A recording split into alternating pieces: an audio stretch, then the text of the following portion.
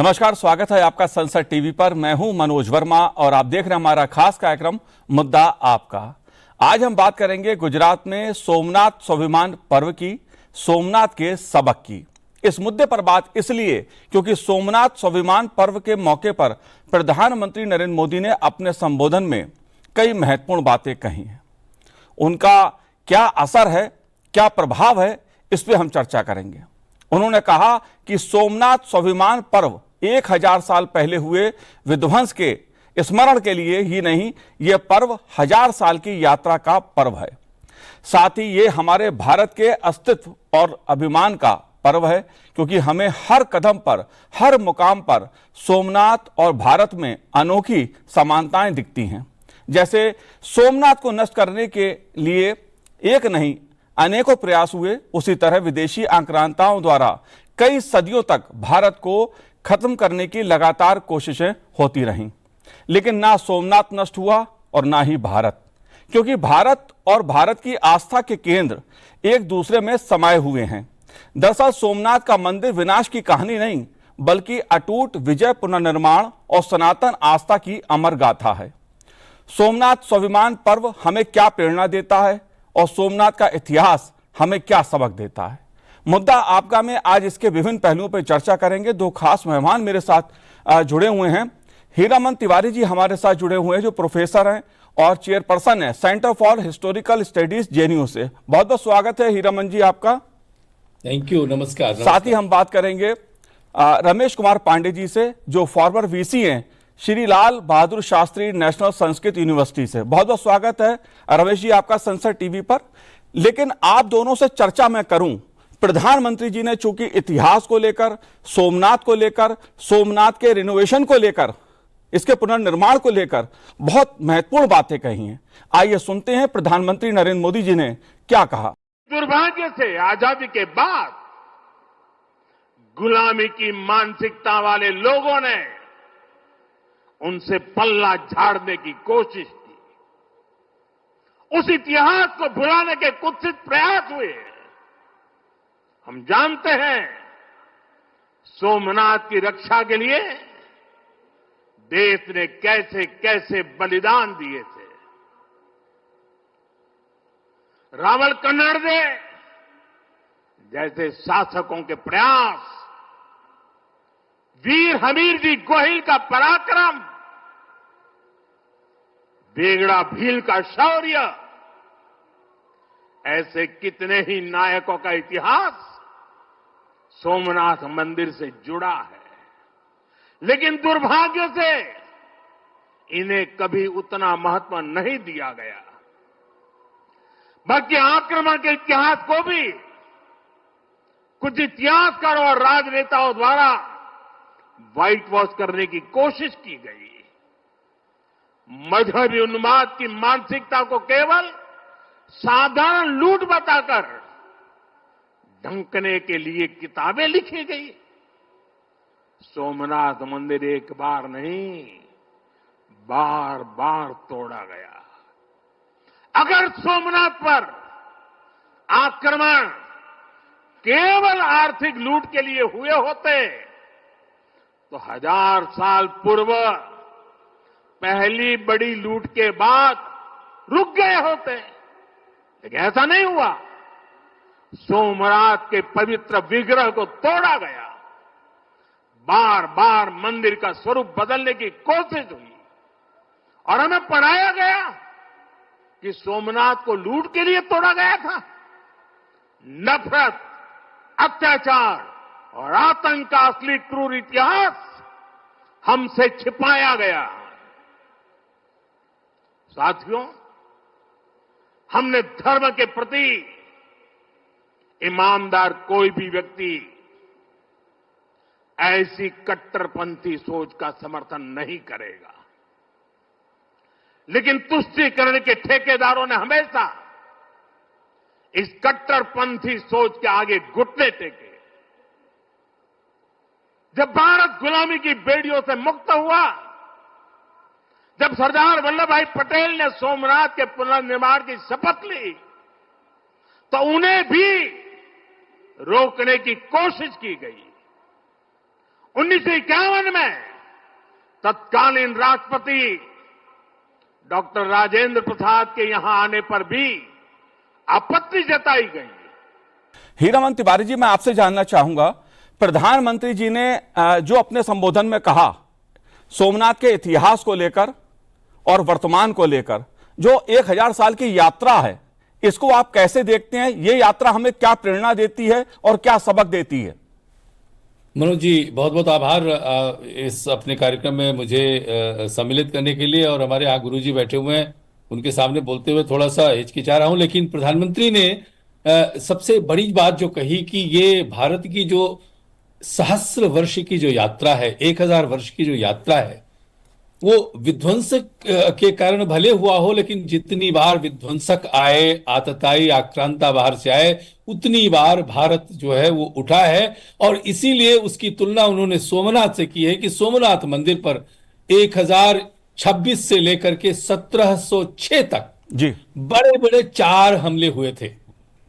और सबके जो उनका जो उद्देश्य था लगभग एक समान था, सनातन व्यवस्था को, हिंदू आस्था को नष्ट करने का जो उनका वो प्रयास था। ये 1000 का संघर्ष जो वर्ष का है उसकी चर्चा की। उन्होंने एक शब्द का प्रयोग किया था कि जो सभ्यताएं दूसरी सभ्यताओं को, दूसरे धर्मों को मिटा करके आगे बढ़ना चाहती हैं, वो सभ्यताएं समय के साथ विलुप्त हो जाती हैं। लेकिन भारत जैसी सनातन सभ्यता, हिंदू सभ्यता आज भी वैसे खड़ी है। जिस प्रकार से बार बार सोमनाथ देव पर, जिनको उन्होंने मृत्युंजय कहा जी, क्योंकि उनके नाम के साथ सोम लगा हुआ है, जो अमृत है वो मृत्यु पर जय पाने वाले हैं। इसी प्रकार से भारत की सभ्यता जो है वो मृत्युंजय सभ्यता है, बार बार खड़ी होती है। कितनी बार भी विध्वंसक बाहर से कितनी भी घृणा के साथ आकर के यहां पर आक्रमण करें, हमारे शिव के विग्रह को तोड़ा, वहां से धन लूटा, और उस तोड़ा ही नहीं, टूटे हुए अवशेषों को जामा मस्जिद जो गजनी में बनवाई गजनी ने, उसकी सीढ़ियों पर लगाया। आप कल्पना कर सकते हैं कि किस प्रकार का विचार रहा होगा इन घृणा से भरे हुए कुत्सित विचारों वाले जो आक्रांता थे। इसलिए ये जो संघर्ष है ये भारत का, वो 1000 वर्ष का है। इसीलिए 1000 वर्ष के पूरे होने पर जो सोमनाथ स्वाभिमान का जो पर्व मनाया गया है, ये बिल्कुल यथोचित नाम है। जी रमेश जी, मैं आपसे भी जानना चाहूंगा इस मुद्दे को, क्योंकि जो सोमनाथ की यात्रा है विध्वंस से लेकर पुनर्निर्माण तक की, और इसमें जो आस्था हमें दिखाई देती है, जो अटूट आस्था रही, त्याग और बलिदान हमें देखने को मिलता है इस यात्रा में। जाहिर तौर पे सोमनाथ मंदिर का स्वाभिमान पर्व संपन्न हो गया, लेकिन यह पर्व हमें क्या सीख देता है, हमें क्या प्रेरणा देता है? आप कैसे देखते हैं इस यात्रा को? हाँ, बहुत अच्छा है, आपने अच्छा विषय उठाया। इसको बहुत अच्छी तरह से माननीय प्रधानमंत्री जी ने अपने वक्तव्य में कहा कि ये जो यात्रा है ये विध्वंस की यात्रा नहीं है, वस्तुतः उस आस्था की और हमारे उत्कर्ष की यात्रा है। कोई भी किसी तरह से चाहे भारत को नष्ट करना या भारत की संस्कृति को नष्ट करना, यह संभव नहीं है, क्योंकि यह सनातन है। सनातन माने अमृतमयी धारा से ओतप्रोत है जी। और भगवान शिव जो हैं वह इसके प्रतीक हैं। भगवान शिव ने विषपान किया। विषपान किस लिए किया? इसलिए लोक कल्याण के लिए। जब समुद्र मंथन से विष निकला, अगर वह विष भगवान शिव पीते नहीं, पीते माने पी करके उन्होंने कंठ में धारण किया, क्योंकि अगर वो पिया नहीं जाता तो पूरे विश्व को नष्ट कर सकता था। और उस संसार को बचाने के लिए इस तरह के परमात्मा परमेश्वर महादेव, देवाधिदेव महादेव हैं, जो विश्व के कल्याण के लिए और इस सृष्टि को बचाने के लिए जहर पी लेते हैं। तो यह इस बात का प्रतीक है। बार बार तोड़ने से और बार बार उसको बनाने से यह सिद्ध होता है कि यह सनातन है, कभी नष्ट नहीं हो सकता, कभी मिट नहीं सकता। भारत की यह परंपरा और आगे लोगों को और श्रद्धान्वित करती है। जितनी कहा गया कि श्रद्धावान लभते ज्ञानम, और ज्ञान के बिना कुछ नहीं होता है जी। ज्ञान ही वह परम तत्व है। इसलिए भगवत गीता में कहा कि नहीं ज्ञानेन सदृशम पवित्रमिह विद्यते योग संसिद्धः काले नात्मनि विंदति। तो ज्ञान प्राप्त करना, हमें अपनी संस्कृति की पहचान होना, हमारी अपनी परंपराओं को जानना, ये ज्ञान के बिना हो नहीं सकता है। तो इस तरह के जब भी कार्यक्रम होते हैं, वो माने जो भी महनी होते हैं, ऋषि मुनि या जो उसके संयोजक होते हैं, इस बात की प्रेरणा देते हैं कि हम अपनी परंपरा को पहचाने, अपनी संस्कृति को जाने। और मैं तो ये कहता हूं कि भारत इसीलिए अमर है क्योंकि इसकी संस्कृति माने निरंतर बिना विच्छिन्न हुए अविच्छिन्न रूप से प्रवाहित होती आ रही है, वेदों से लेकर के आज तक। आप देखिए, वो वेदों के काल में, वैदिक काल में भी, पौराणिक काल में भी हमारी संस्कृति को नष्ट करने वाले असुर होते रहे हैं जी। राक्षसों के निरंतर आक्रमण होते रहे हैं।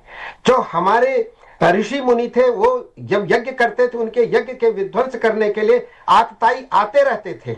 आप सबको ये विदित है कि विश्वामित्र के यज्ञ की रक्षा करने के लिए भगवान श्री राम जी ने विश्वामित्र के आश्रम में जाकर के उनके यज्ञों की रक्षा की और आतताइयों का, राक्षसों का विनाश किया। यह इस तरह का ये बहुत सारे वृत्तांत हैं पूरे हमारे वाङ्मय में, जो इस बात के प्रमाण है कि हमारी परंपरा अक्षुण्ण निरंतर चलती रहती है। इस परंपरा में विश्वास रखने वाले, श्रद्धा रखने वाले लोग निश्चित रूप से कल्याण के माने भागी होते हैं, उनका कल्याण होता है, जगन मंगल करते हैं। न केवल भारत का, संपूर्ण विश्व और वसुधा का कल्याण चाहने वाली यह जाति है, यह सनातन धर्मावलंबी लोग हैं, तो इसलिए इनको नष्ट नहीं किया जा सकता है। बिल्कुल बिल्कुल। और हमारा इतिहास बताता भी है कि भारत की जो सनातन परंपरा है उसे बढ़ाने के लिए कभी तलवार का सहारा नहीं लिया गया, क्योंकि भारत की जो आस्था है वो आस्था में विश्वास करती है। हीरामन तिवारी जी, एक महत्वपूर्ण मुद्दे को मैं उठाना चाहता हूं यहां पर, क्योंकि अगर आप इतिहास को देखते हैं, बात चाहे अयोध्या के राम मंदिर की जाए या सोमनाथ की, अयोध्या के राम मंदिर को ध्वस्त किया गया, सोमनाथ के मंदिर को तोड़ा गया, लेकिन कुछ इतिहासकारों ने, कुछ राजनेताओं ने ऐसा चित्रण करने की कोशिश की कि अयोध्या से लेकर सोमनाथ तक जो मंदिर को तोड़ा गया वो सिर्फ खजाने की लूट के लिए किया गया।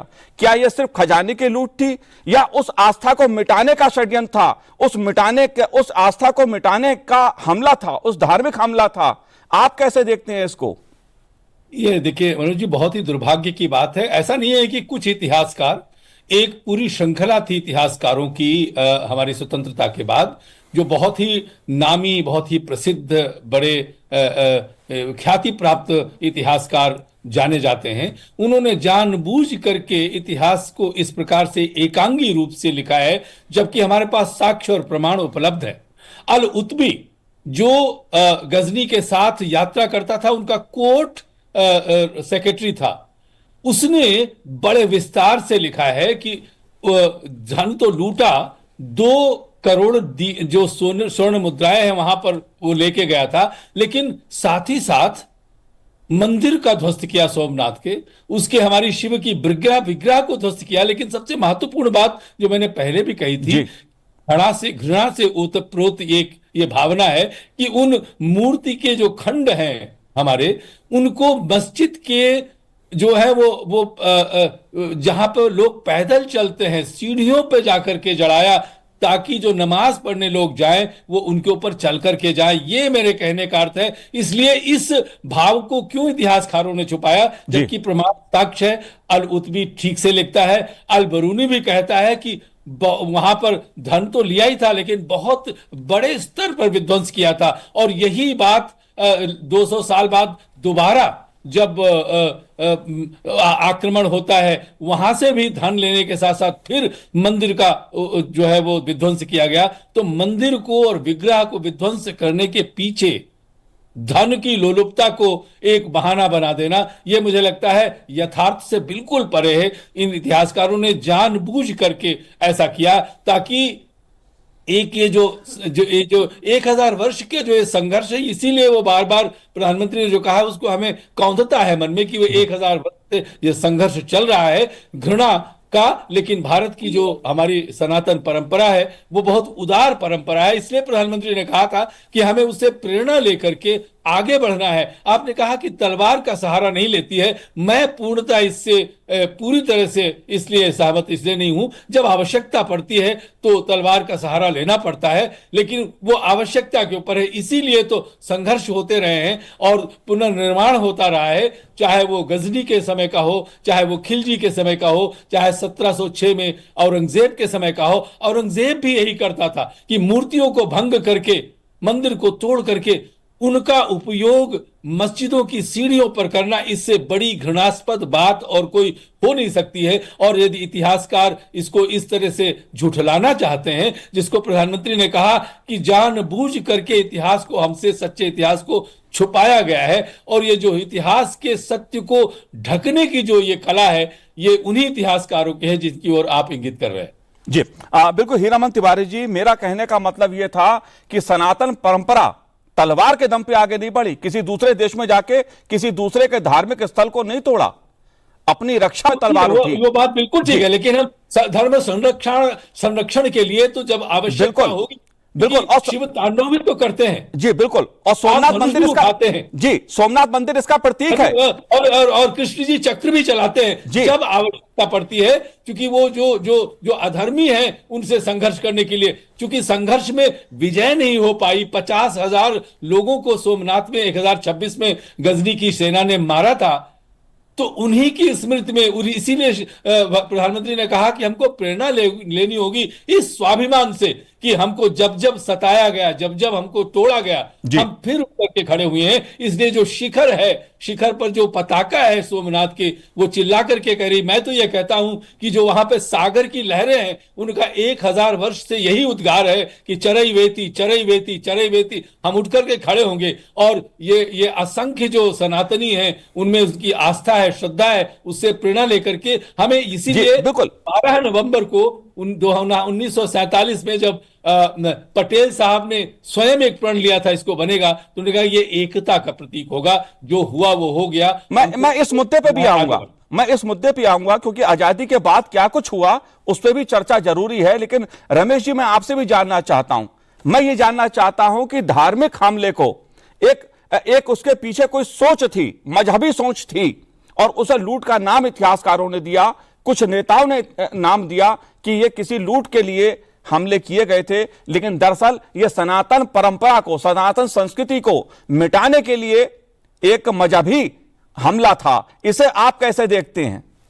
बिल्कुल आप सही कह रहे हैं, ये धर्मोन्माद था, और इस तरह के जो उन्मादी लोग होते हैं वो लूटते भी हैं और अनाचार दुराचार भी करते हैं, लेकिन यह सब जो है उस लूट का बाय प्रोडक्ट होता है। वस्तुतः उनका दृष्टिकोण, इस तरह के जो धर्मोन्मादी लोग होते हैं उनका होता है कि हमारा धर्म विकसित हो, प्रचारित हो, और दूसरे धर्म को नष्ट करें। क्योंकि जब सोमनाथ मंदिर में उन्होंने आक्रमण किया तो वहां के पुजारी ने और लोगों ने कहा कि देखो, इस शिवलिंग को मत क्षतिग्रस्त करो, तुम्हें जितनी स्वर्ण मुद्राएं चाहिए वो मुझसे ले लो। लेकिन वो कहता है नहीं, हमने पर्याप्त लूट लिया, हमें स्वर्ण मुद्राएं नहीं चाहिए, हम तो इसी को नष्ट करेंगे। कहने का तात्पर्य क्या है कि वो चाहता था कि नष्ट करें, और इससे, इस नष्ट करने से क्या है कि हम इस सनातन संस्कृति को नष्ट करेंगे, इनके मनोभावों को नष्ट कर देंगे। इस तरह की सोच रख करके वो आतताई जो है आक्रमण कर रहे थे।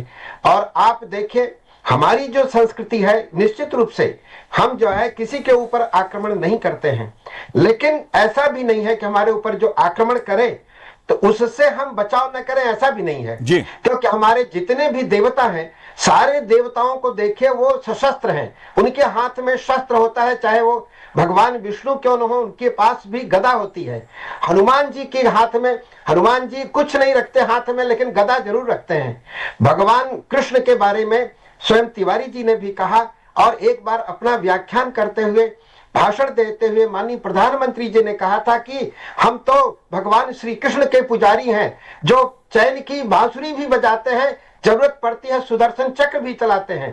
तो हमारी सनातन परंपरा क्या है, यहाँ पर यह कहा गया है कि शास्त्रादपि समर्थोस्मि, शरादपि शास्त्रादपि, दोनों तरफ से समर्थ होना पड़ता है। इसलिए परशुराम को आप देखें, बहुत बड़े विद्वान, बहुत बड़े वेदज्ञानी, और वो परशु और धनुष बाण दोनों अपने साथ में रखते थे, क्योंकि आतताइयों को दंड देना भी बहुत जरूरी होता है, अन्यथा शास्त्रेण रक्षिते राष्ट्रे शास्त्र चिंता प्रवर्तते, ये जो सिद्धांत है, ये सूत्र है, वही निष्फल हो जाएगा। जब तक शांति नहीं बनेगी तब तक आप शास्त्र की चर्चा, परंपरा की चर्चा, ज्ञान विज्ञान की चर्चा, योग उपासना की चर्चा नहीं कर सकते। उसके लिए शांति चाहिए।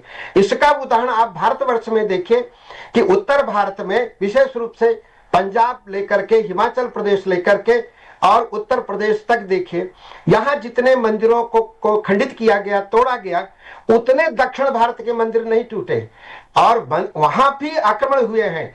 जैसे पुरी में जो वहां का सूर्य मंदिर है उसको तोड़ा गया, दक्षिण के मंदिरों को भी तोड़ा, लेकिन तब भी जितने आक्रमण इस देश में इधर के हिस्से में हुए उतने उधर नहीं हो पाए। वहां की संस्कृति, वहां की कला ज्यादा विकसित हो पाई, क्योंकि वहां शांति बनी रही।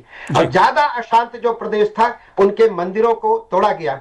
मंदिरों के तोड़ने के पीछे यही कारण है कि मंदिर हमारी सनातन परंपरा के केंद्र हैं, ज्ञान के केंद्र हैं, विज्ञान के केंद्र हैं, समस्त कलाओं के केंद्र मंदिर हैं। और तिवारी जी अच्छी तरह से बताएंगे, क्योंकि वो ऐतिह्यविद हैं और इतिहास के तत्वों में प्राचीन काल में जो भी भारत विश्व गुरु रहा, उसके लिए जो ज्ञान विज्ञान का प्रचार प्रसार था, उसका मूल केंद्र मंदिर हुआ करता था। तो मंदिर तोड़ने से इनको कई लाभ थे।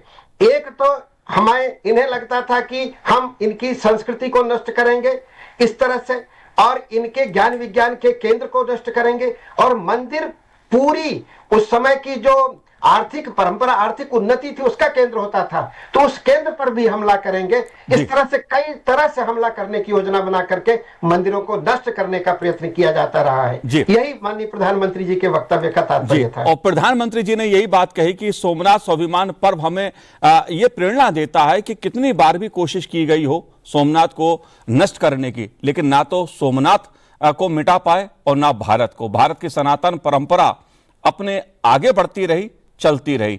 राम मंदिर हो, उसके लिए भी सदियों संघर्ष किया, बलिदान दिया, त्याग दिया। 76 से ज्यादा लड़ाई हिंदू समाज ने लड़ी और आज अयोध्या में राम मंदिर बनके तैयार बन गया है। मैं आपसे जानना चाहता हूं हीरामन तिवारी जी, अगर बात हम इतिहास आजादी के बाद की करें, आजादी के बाद चाहे पहले राष्ट्रपति हमारे राजेंद्र प्रसाद जी हों, जब वो सोमनाथ जा रहे थे तब भी सवाल उठाए गए। आपने सरदार पटेल जी का जिक्र किया, सरदार पटेल साहब चाहते थे कि सोमनाथ का विकास हो, सोमनाथ का पुनर्निर्माण हो, उस पर भी उंगली उठाई गई। प्रधानमंत्री जी ने इस सवाल को उठाया है, इसको आप कैसे देखते हैं? मैं समझ सकता हूं विदेशी आक्रांता जो कर रहे थे वो तो कर रहे थे, लेकिन आजादी के बाद ऐसा क्यों किया गया, क्यों रोका गया, क्यों अड़चनें डाली गई, क्यों बाधा पैदा की गई? यही एक विडंबना रही है हमारे भारतीय इतिहास की, और विशेषतः चूंकि आधुनिक इतिहास की बात करते हैं इसलिए कोई छुपा भी नहीं सकता है जी। आपको स्मरण है कि हमारी स्वतंत्रता के बाद, जैसा कि मैंने अभी उल्लेख किया, 12 नवंबर 1947 को स्वयं प्रण लेते हैं एक रैली में, वहां पर सौराष्ट्र में सरदार वल्लभ भाई पटेल, हमारे जो उप प्रधानमंत्री और गृह मंत्री थे, उन्होंने कहा क्योंकि हमारी संस्कृति का केंद्र है, अभी बताया गुरुजी ने कि जो मंदिर होते हैं वो हमारे धर्म, आस्था और धन तीनों के केंद्र होते हैं, इसलिए उस पर हमला करना, और वो एक तरह से चुंबक होता है जहां पे पूरा समाज उससे जुड़ा होता है। लेकिन जो 1947 के बाद हुआ वो बहुत ही अचंभा करने वाला है। वो इतिहास सबके सामने, उस इतिहास को भी छुपाने का प्रयास किया गया, लेकिन चूंकि पंडित जवाहरलाल नेहरू जो हमारे प्रथम प्रधानमंत्री थे, उन्होंने पत्र इतने लिखे थे, 17 से 20 ऐसे पत्र आते हैं। पहले तो उन्होंने कैबिनेट में कहा कि ये मंदिर को बनवाना जो है ये भारत की जो धर्मनिरपेक्ष की जो छवि है उस पर आघात होगा, लेकिन वो रोक नहीं सके सरदार वल्लभ भाई पटेल को या के एम मुंशी जो खाद्य मंत्री थे, वल्लभ भाई पटेल जी जो गृह मंत्री और उप प्रधानमंत्री थे, उन्होंने फिर एक सोमनाथ ट्रस्ट का गठन किया, जिसके प्रथम अध्यक्ष स्वयं एक तरह से पटेल जी थे। और पटेल जी का निधन हो गया 1950 में, मंदिर के निर्माण के 7-8 महीने पहले, लेकिन वो तब तक बहुत आगे बढ़ चुका था। इस बीच में कई बार ऐसा हुआ, और आपने चूंकि उल्लेख किया हमारे प्रथम राष्ट्रपति बाबू जगजीवन राम बाबू राजेंद्र प्रसाद जी राजेंद्र प्रसाद जी का, राजेंद्र प्रसाद जी को स्वयं पत्र लिख करके नेहरू जी ने कहा था कि आपके लिए ऐसा करना ये उचित नहीं होगा। किन शब्दों का प्रयोग नेहरू जी अंग्रेजी में कहते हैं? I am very much troubled, it is fantastic.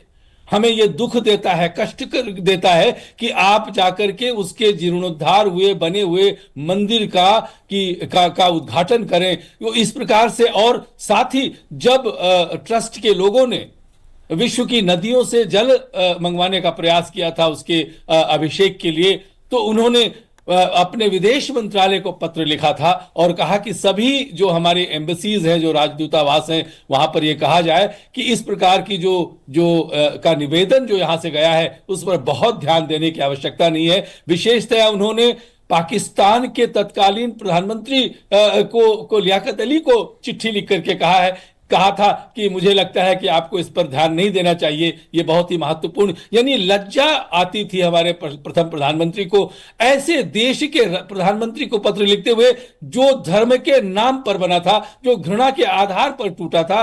चूंकि वो धार्मिक देश था, हमारा देश तो धर्मनिरपेक्ष है, पंथ निरपेक्ष है, इसलिए तो क्या कारण थे? ये एक रहस्य है, संभवतः बना रहेगा, या कुछ लोग ऐसा कहते हैं कि ऐसी भावना थी कि सनातन के प्रति उनकी संभवतः इतनी रुचि उनमें नहीं थी या उतना ज्ञान नहीं था, मुझे कुछ नहीं पता। लेकिन इतना अवश्य है कि जिसने इसे प्रधानमंत्री कहते हैं, ये प्रयास किए गए इसको छिपाने के लिए, सत्य को छिपाने के लिए। लेकिन चूंकि आधुनिक भारत का सत्य जो है वो पत्रों में और हमारे आर्काइव में छिपा पड़ा है, इसीलिए आप कुछ दिन पहले भी 17 पत्रों को प्रकाशित किया गया जिनमें क्या क्या लिखा गया, किसको क्या लिखा गया, तो ये सबके सामने आ जाता है। मुझे लगता है वही भावना आपने राम मंदिर का उल्लेख किया, राम मंदिर के पुनर्निर्माण को लेकर के भी जिस प्रकार का ऊहापोह, जिस प्रकार का वाचालतापूर्ण जो वातावरण रहा है कुछ वर्षों में भारत में, कुछ हिस्सों में, कुछ राजनीतिक दलों में, वो यही दर्शाता है कि कुछ लोगों को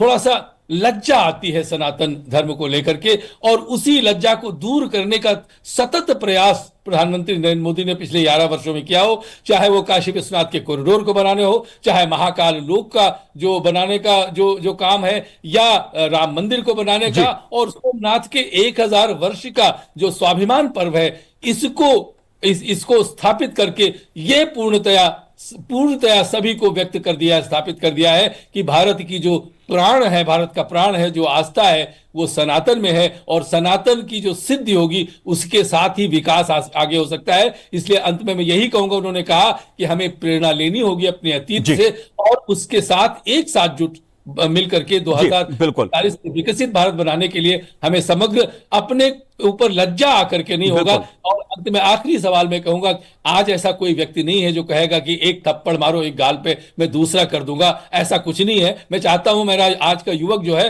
वो घूसा मारेगा वापस, क्योंकि अपने सनातन धर्म की रक्षा करनी है। जी बिल्कुल, अहिंसा का संदेश देते हैं, लेकिन अहिंसा का मतलब अत्याचार सहना नहीं होता। रमेश जी, आखिरी सवाल मेरा आपसे है, क्योंकि प्रधानमंत्री जी ने देश के युवाओं से, जनता से इतिहास को जानने, समझने और संस्कृति सीखने की अपील की है। इसे आप कैसे देखते हैं? क्यों जरूरी है इतिहास को जानना, समझना? क्यों जरूरी है संस्कृति को सीखना, समझना और उसको अपनाना? बहुत सुंदर। आप देखिए, एक बड़ी प्रसिद्ध सूक्ति है, भारतस्य प्रतिष्ठे द्वे संस्कृतम संस्कृतिस्तथा, अर्थात भारत को 2 विषयों के आधार पर संपूर्ण जगत में प्रतिष्ठा प्राप्त है। पहली बात वो है जिस संस्कृत भाषा है, यह भाषा कितनी समृद्ध है, कितनी वैज्ञानिक है, और इस भाषा में निहित जो विचार हैं, वेद हैं, पुराण हैं, हमारे बड़े बड़े महाकाव्य हैं, ऋषियों महर्षियों हमारे पूर्वजों के विचार हैं, और वो विचार ऐसे विचार नहीं हैं जो कल्पित हैं, वो अनुभूति के आधार पर बनाए गए विचार हैं, वो उसी भाषा में हैं। और वही भाषा हमारी संस्कृति का आधार भी है। भारत की परिभाषा करते हुए वेदव्यास ने पद्म पुराण में लिखा, माने भारत क्या है, भारत हम कैसे जाने, तो उसके लिए उन्होंने कहा, उत्तरम यत् समुद्रस्य हिमाद्रेश्चैव दक्षिणम वर्षम तद भारतम नाम। इतना तो अपने श्लोक में भारत के भूगोल को बताया, लेकिन उन्हें लगा कि भूगोल बताने से भारत का परिचय नहीं हो सकता, भारत के परिचय के लिए उसकी संस्कृति है। इसलिए आगे कहा कि भारतीय तत्र संस्कृति ही, भारतीय तत्र संतति, माने वहां भारतीय संतति निवास करती है।